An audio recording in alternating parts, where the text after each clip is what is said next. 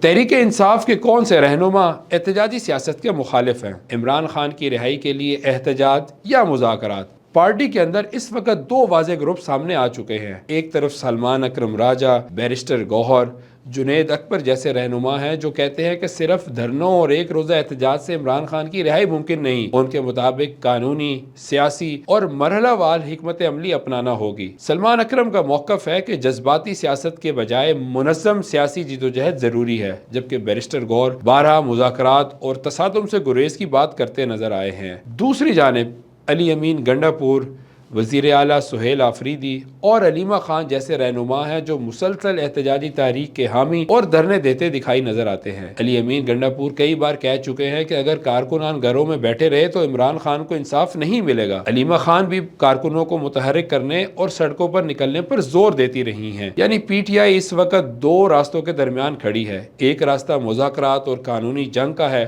اور دوسرا راستہ سڑکوں پر احتجاج کا ہے۔ اب دیکھنا یہ ہے کہ پارٹی آخر کس حکمت عملی پر متفق ہوتی ہے۔ پی ٹی آئی رہنما احتجاجی سیاست کے حوالے سے کیا کہتے ہیں، یہ جاننے کے لیے وی نیوز کی ویب سائٹ کا وزٹ کیجیے۔